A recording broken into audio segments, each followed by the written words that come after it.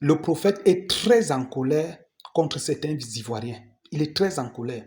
Vraiment, ça ne lui plaît pas cette sortie-là où on parle. En tout cas, je vais vous laisser écouter attentivement ce qu'il dit. Écoutez attentivement, dites-moi ce que vous en pensez en commentaire, chers Ivoiriens. Merci. On se dit à la fin pour la conclusion. Shalom, shalom. Soyez bénis, frères et sœurs. J'espère que vous allez bien par la grâce et la puissance de l'Éternel. Ok. Ce matin-là, je viens m'adresser aux membres du RHDP. J'ai vu une vidéo d'un monsieur qui annonce qu'il aura de la bière à gogo à Yopougon pour la fête de l'indépendance et que 12 maquis ont été sélectionnés pour faire le show aux populations. Très cher monsieur, de toutes les années passées en Côte d'Ivoire, on n'a jamais annoncé à la télévision ni dans les réseaux sociaux qu'il y a de la bière à volonté par rapport à la fête de l'indépendance. Comme cette année, ça se fait à Yopougon, vous venez annoncer que tout est déjà payé par les chefs de l'État. Boisson à gogo pour la population.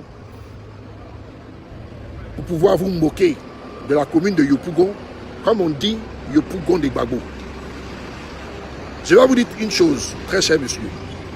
D'abord, c'est décevant et très bête de votre part d'être musulman et de venir faire la propagande de l'alcool pendant une fête de l'indépendance.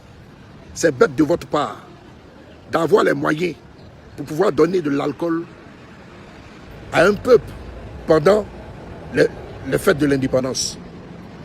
Est-ce que votre gouvernement a pensé à toutes ces familles de militaires, de gendarmes qui sont endeuillés tout le temps et tous les jours? On aurait aimé que cet argent-là, vous le preniez pour aller donner à manger aux femmes des gendarmes, des militaires, que vous faites tuer tout le temps.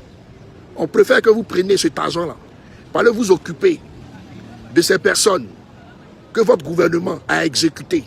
On préfère que vous preniez cet argent-là pour aller vous occuper des enfants des 60 gendarmes que vous avez tués depuis Bouaké.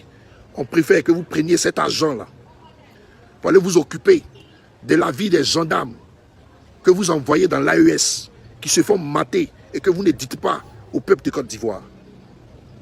Vous pensez que Yopougon, là, c'est votre manoir de bêteté? Vous pensez que c'est votre terrain de bêteté où vous pouvez exprimer votre bêteté et votre lâcheté? Le peuple de Côte d'Ivoire a toujours eu les moyens, pendant la fête de l'indépendance, de bien s'amuser en famille. Mais vous venez dans la commune de Yopougon, c'est dans la commune de Yopougon pour la première fois, vous devez payer de la boisson à gogo pour le peuple. Parce que là-bas, nos vies sont limitées à la boisson. Mais on va boire lorsque vous allez quitter le pouvoir. On va boire lorsque votre gouvernement de vampires va quitter le pouvoir. On va boire bientôt toutes sortes de vins, s'enivrer avec toutes sortes de vins lorsque Dieu va vous enlever de là où vous êtes.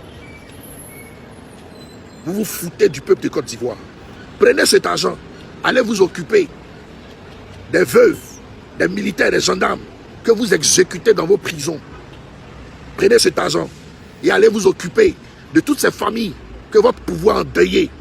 Prenez cet argent et allez donner aux parents de tous ces enfants que vous avez sacrifiés sur des autels sataniques pour pouvoir vous maintenir au pouvoir. L'heure de Dieu est arrivée. Alors, quand vous-même, après avoir écouté le prophète, parce qu'il y a des gens qui passent souvent le temps à dire que les prophètes ne sont pas lucides, hein, ils ne peuvent pas critiquer, ils ne peuvent pas ainsi de suite et tout ça. Pourtant, ils ont aussi l'Esprit de Dieu et ils peuvent critiquer. Quand vous regardez attentivement, vous écoutez attentivement tout ce qu'il dit, tout ce qu'il reproche là, est-ce que vous trouvez que c'est normal? Il a raison de parler comme ça.